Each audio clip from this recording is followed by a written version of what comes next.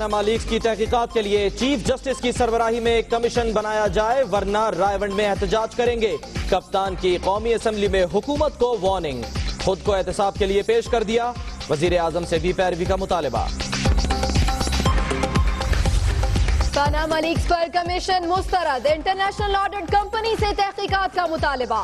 खुर्शीद शाह कहते हैं वजीर आजम का खानदान बैरून मुल्क कारोबार करेगा तो सरमाया कैसे आएगा। पनामा लीक्स पर कमीशन की तहकीकात शफाफ होंगी। अरकान के नाम कल तक सामने आ जाएंगे। अफसोस है ज़कात के पैसे फ्रांस और मस्कत में जाया किए गए। ख्वाजा आसिफ का नाम लिए बगैर तंज। कुलभूषण यादव की गिरफ्तारी से साबित हो गया भारत दहशतगर्दी में मुलविस है। पठानकोट हमले की तहकीकात के लिए भारतीय टीम के दौरे पाकिस्तान का इम्कान नहीं। अब्दुल बासित की मीडिया से गुफ्तगू। आर्मी चीफ की जेर सदारत कोर कमांडर्स कॉन्फ्रेंस। दुश्मन ममालिक की खुफिया एजेंसियों का हर हरबा नाकाम बनाने और दहशतगर्दों को चुन चुन कर खत्म करने का अज़्म। कराची के ज़मीनी इलेक्शन का मार्का सूबाई निशिस्त पर मुत्तहिदा कामयाब।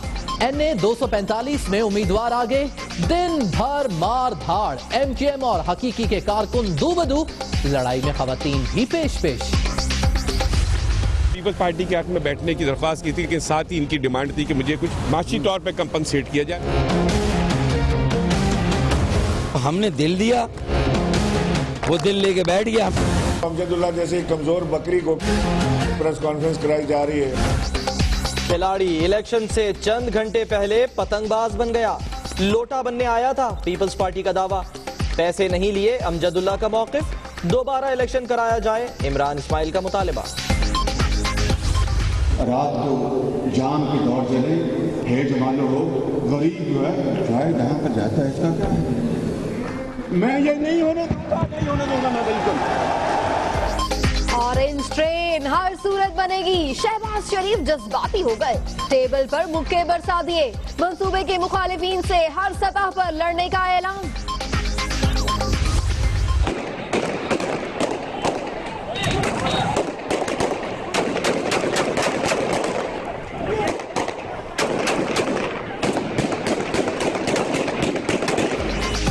Quetta police in action. Balochistan assembly जाने की कोशिश करने वाले डॉक्टर्स को रोकने के लिए हवाई फायरिंग। कई गिरफ्तार मसीहा हड़ताल पर चले गए।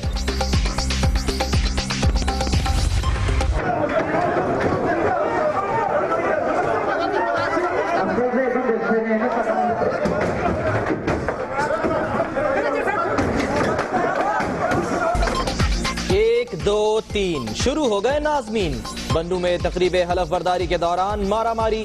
PTI और JUI के अरकान गुत्थम गुत्था। कोहिस्तान के इलाके पटन में बारिश ने तबाही मचा दी। जमीनी राबता मुनक़ता। पाक फौज की इमदादी कार्रवाइयां। चल्लास और हुंजा से सयाहों को महफूज मकाम पर मुंतकिल कर दिया गया। और भंगड़े पाओ, बैसाखी मनाओ। लाहौर के अलहमरा हॉल में मेला। जस्सी सिंह की परफॉर्मेंस, शुरका के भंगड़े। सबसे पहले आपको बताएं कि पनामा लीक्स पर आज कौमी असम्बली का हंगामा खेज इजलास हुआ। ओपोजिशन खुलकर बोली, खासकर तहरीक इंसाफ के चेयरमैन इमरान खान भी आज बोले। न सिर्फ पार्लियामेंट के अंदर बोले बल्कि पार्लियामेंट के बाहर भी बोले। अब उन्होंने सड़कों पर आने की दोबारा धमकी दे दी है। उन्होंने मुतालबा किया है कि चीफ जस्टिस की सरबराही में कमीशन बनाया जाए। अगर ऐसा नहीं हुआ तो फिर कोई दूसरा रास्ता नहीं होगा। खूब गर्जे बरसे और कहा कि पनामा लीक्स में वजीर आजम के बच्चों का नाम आया। शौकत खानम अस्पताल कहां से आ गया? इमरान खान ने इसके अलावा खुद को भी एहतसाब के लिए पेश कर दिया और वजीर आजम से भी पैरवी का मुतालबा किया है। मजीद जानिए इस रिपोर्ट में। कौमी असम्बली में खिताब के दौरान इमरान खान खूब गरजे बरसे और पनामा लीक्स पर हुकूमती कमीशन को मुस्तरद कर दिया। उन्होंने धमकी दी कि चीफ जस्टिस की सरबराही में ताकतवर कमीशन न बना तो सड़कों पर आने के सिवा कोई चारा नहीं होगा। फिर न कहा जाए कि ये जमहूरियत के खिलाफ साजिश है। मैं आपको ये सजेस्ट करता हूँ कि क्या करना चाहिए। इस सिचुएशन के अंदर हमें एक चीफ जस्टिस के नीचे एक कमीशन बनानी चाहिए, क्योंकि चीफ जस्टिस ही के पास एक कॉन्फिडेंस होगा, उनके पास स्टेचर होगा। उनके नीचे कमीशन बनानी चाहिए जिसके नीचे जो हेड करे वो हो forensic expert investigating white collar crime. कप्तान ने मुतालबा किया कि पनामा लीक्स की तहकीकात के लिए इंटरनेशनल ऑडिट कंपनी हायर की जाए। उनका कहना था कि इक्तदार में आए तो चोरों को नहीं छोड़ेंगे। हमें एक बाहर से कंपनी, मैं रिक्वेस्ट ये भी करता हूँ कि एक कंपनी हायर करें जो ऑडिट कर सके। मैं इंशाल्लाह अगर हमारी गवर्नमेंट आएगी मैं तो छोड़ूंगा नहीं, मैं तो पकड़ लूंगा आपको सबको, मैं तो नहीं छोड़ूंगा।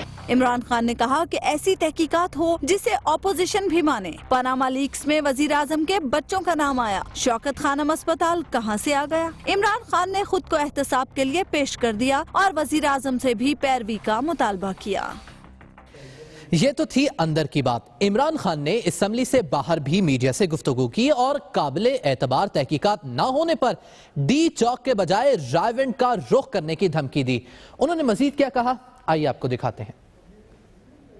चीफ जस्टिस के नीचे एक फोरेंसिक एक्सपर्ट की कमेटी बनाई जाए जिसको इंटरनेशनल ऑडिटर्स, एक इंटरनेशनल ऑडिट कंपनी को साथ रखें। जब तक एक क्रेडिबल एहतसाब नहीं होगा कोई मानने नहीं लगा।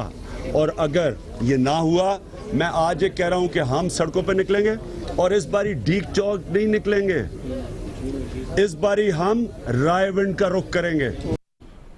इसके अलावा ऑपोजिशन लीडर ने भी पनामा लीक्स पर जुडिशल कमीशन मुस्तरद कर दिया है। आपको बताएं कि खुर्शीद शाह ने इंटरनेशनल ऑडिट कंपनी से तहकीकात का मुतालबा कर दिया। साथ ही ये कहा कि वजीर आजम का खानदान ही अगर बैरून मुल्क कारोबार करेगा तो मुल्क में सरमायाकारी कौन करेगा।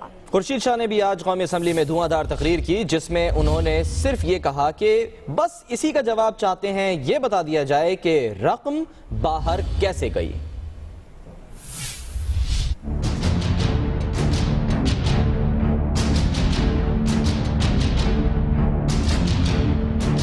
पनामा लीक्स पर कौमी असम्बली में भी शोर। खुर्शीद शाह बोले, कमीशन को 3 साल बाद भी सबूत नहीं मिलेगा। इंटरनेशनल कंपनी से ऑडिट के अलावा कुछ नहीं मानेंगे। मान लेता हूँ कानूनी होगा, मगर मॉरली वो जस्टिफिकेशन नहीं हो सकती कि आप मुल्क में अपनी इन्वेस्टमेंट न करें, टैक्स बचाए। खुद कहा है तो मैं मुतालबा करता हूँ कि इंटरनेशनल फर्म से इसकी ऑडिट की जाए, इसके अलावा कोई बात मानी नहीं जाएगी। अगर आप करेंगे भी तो उसको कोई मानने के लिए तैयार नहीं होगा। ऑपोजिशन लीडर ने कहा कि इल्जाम तराशियों पर जाएंगे, न वजीर आजम के इस्तीफे का कहेंगे। रकम बाहर कैसे गई, बस इसी का जवाब चाहते हैं। आओ इन्वेस्टमेंट करो, किस तरीके से कर सकते हैं हम? हमारे पास कौन सी मॉरल अथॉरिटी है कि हम दूसरों को अट्रैक्ट करें? खुर्शीद शाह का कहना था कि मामले पर वजीर आजम के खिताब ने सवाल मजीद बढ़ा दिए हैं। सवाल उठा तो जवाब भी आया। हुकूमत का दिफा करते हुए मुस्लिम लीग नून के रहनुमा ख्वाजा आसिफ ने आज भी तहरीक इंसाफ के सरबराह को आड़े हाथों लिया।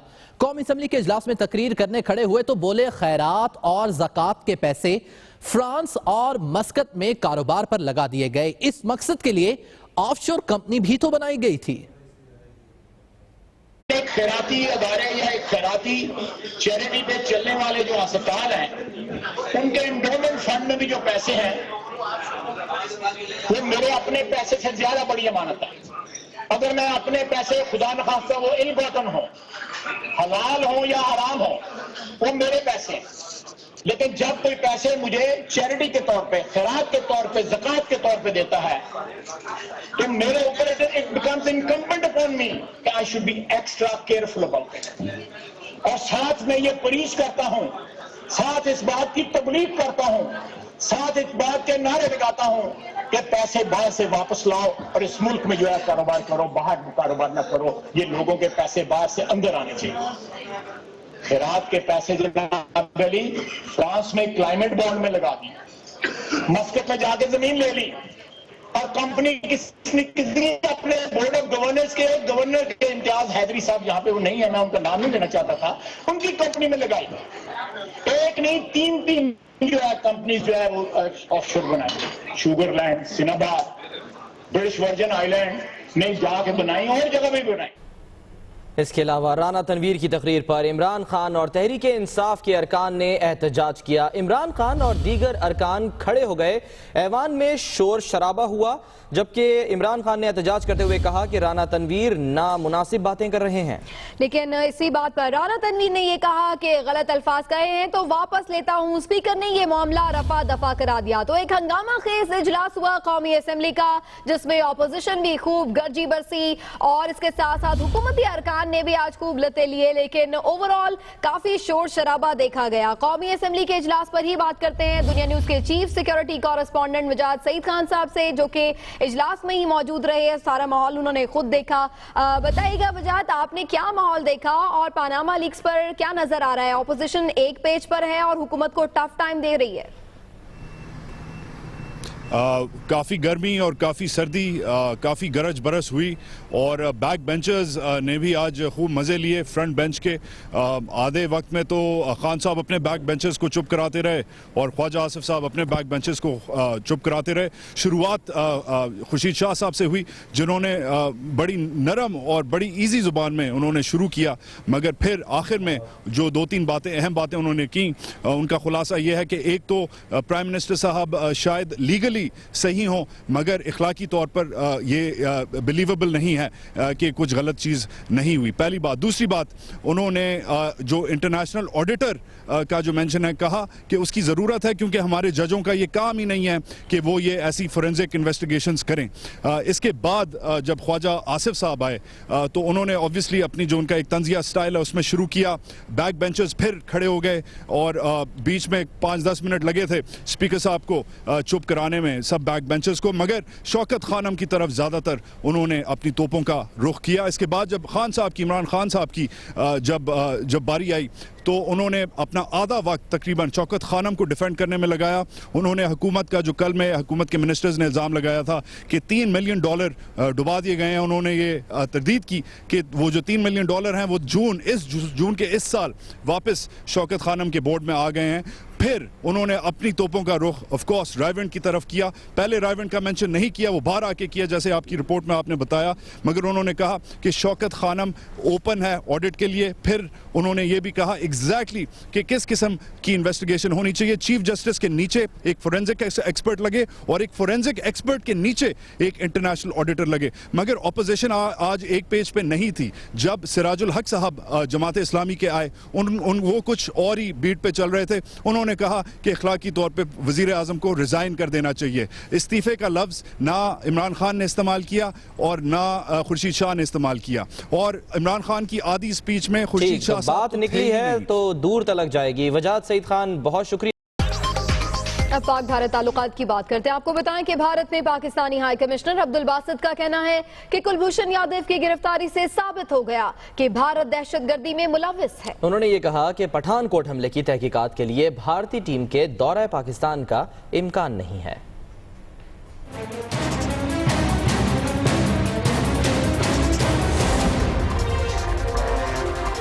भारत में पाकिस्तानी हाई कमिश्नर अब्दुल बासित ने हमसाया मुल्क की दोगली पॉलिसी को बेनकाब कर दिया। कहते हैं कुलभूषण की गिरफ्तारी से पाकिस्तान के देरीना मौकिफ की तायीद हो गई। पाकिस्तान को गैर मुस्तहकम करने की कोशिश कामयाब नहीं होगी। नई दिल्ली में एक तकरीब से खिताब करते हुए हाई कमिश्नर का कहना था कि पाकिस्तान हमसायों से पुरअमन ताल्लुकात चाहता है, लेकिन भारत मुज़ाकरात के लिए संजीदा नहीं।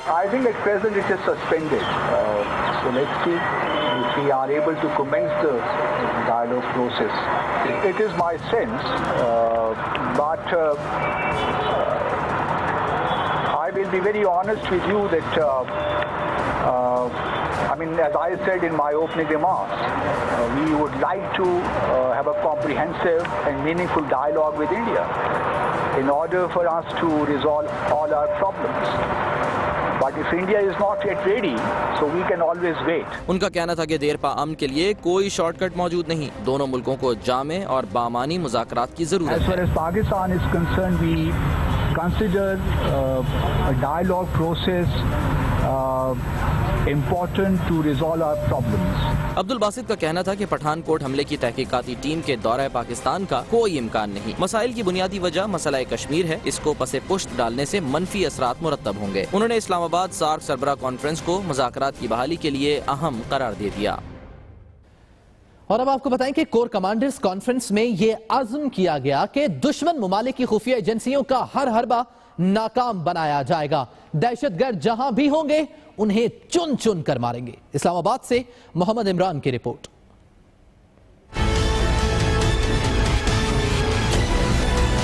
आर्मी चीफ की ज़ेरे सदारत कोर कमांडर्स कॉन्फ्रेंस। पाकिस्तान दुश्मन खुफिया इदारों की सरगर्मियां हर हाल में रोकने का आज़म। कोर कमांडर कॉन्फ्रेंस में मुल्क की अंदरूनी और बैरूनी सिक्योरिटी सूरत हाल का तफसीली जायजा लिया गया, जबकि शुरका को पाकिस्तान मुखालिफ खुफिया इदारों की मुल्क में सरगर्मियों पर ब्रीफिंग दी गई। कोर कमांडर्स ने इस अज़म का इजहार किया कि पाकिस्तान के दुश्मनों का कोई भी वार कामयाब नहीं होने देंगे और वतन अजीज के एक एक इंच का दिफा करेंगे। मोहम्मद इमरान, दुनिया न्यूज, इस्लामाबाद। खबर की दुनिया में खबरों और अपडेट्स का सिलसिला जारी है। वक्त हुआ है ब्रेक का, आप हमारे साथ रहिएगा। Welcome back. कराची में होने वाले ज़िमनी इलेक्शन पर आपको अपडेट करें कि PS 115 में MQM ने मैदान मार लिया है। मुत्तहदा के फैसल रफीक 11,747 वोट लेकर कामयाब हुए। ये याद रहे कि गैर सरकारी और गैर हतमी नतीजा है, जबकि मुहाजिर कौमी मूवमेंट के जमील कादरी को 1,368 वोट मिले। इसके अलावा आपको बताएं कि NA 245 का भी जो ज़िमनी इलेक्शन हुआ है उसमें 26 पोलिंग स्टेशंस का नतीजा आ गया है, जिसमें मुत्तहदा के कमाल मलिक 4,623 वोट लेकर आ गए हैं, जबकि पीपल्स पार्टी के शाहिद हुसैन ने 454 वोट अभी तक लिए हैं। जबकि पाकिस्तान तहरीक इंसाफ के उम्मीदवार अमजदुल्ला की पोलिंग से चंद घंटे पहले मुत्तहिदा में शमूलियत ने कराची की सियासत में हलचल पैदा कर दी है। पीपल्स पार्टी ने पैसे मांगने का इल्जाम लगाया तो इमरान इस्माइल ने अमजदुल्ला को बकरी करार दे दिया। में बैठने की दरख्वास्त की थी, लेकिन साथ ही इनकी डिमांड थी कि मुझे कुछ माशी तौर पर कंपनसेट किया जाए। हमने दिल दिया, वो दिल लेके बैठ गया। अमजदुल्ला जैसी कमजोर बकरी को प्रेस कॉन्फ्रेंस कराई जा रही है। ये कराची है भैया, यहाँ राजनीति में सब चलता है, लेकिन NA 245 के ज़िमनी इलेक्शन में तो बिल्कुल ही गड़बड़ घोटाला हो गया। मैच शुरू होने को था कि कप्तान का खिलाड़ी पतंगबाज बन गया। फिर क्या था, हर तरफ शोर और इल्जामात का जोर।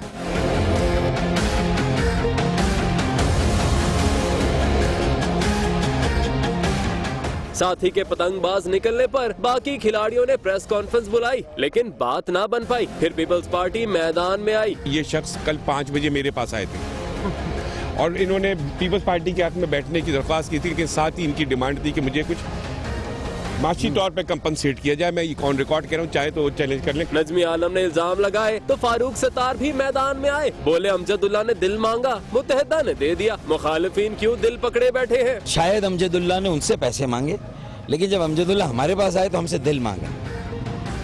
उन्होंने पैसे जाहिर है कि नहीं दिए, वो पैसे दे सकते थे, तो हमने दिल दिया और वो दिल लेके बैठ गया। PTI भी जग हसाई के बाद मैदान में है। इमरान इस्माइल ने NA 245 में दोबारा इलेक्शन का मुतालबा किया। खुशियां मनाने वालों को छोटी बकरी पकड़ने का ताना भी दिया। अब क्या जरूरत पड़ गई कि वो अमजदुल्ला जैसी कमजोर बकरी को PTI की ले जाके नदीम नुसरत साहब के साथ प्रेस कॉन्फ्रेंस कराई जा रही है, जिस वक्त हैप्पी आवर चलता है 2 बजे रात को, 2:30 बजे रात को, और वहाँ पे अमजदुल्ला को एक बहुत बड़ा हीरो बना के पेश किया जा रहा है। PTI रहनुमा अमजदुल्ला की सिफारिश करने पर मुआफी भी मांग ली। और अब शामिल करते हैं न्यूज अपडेट।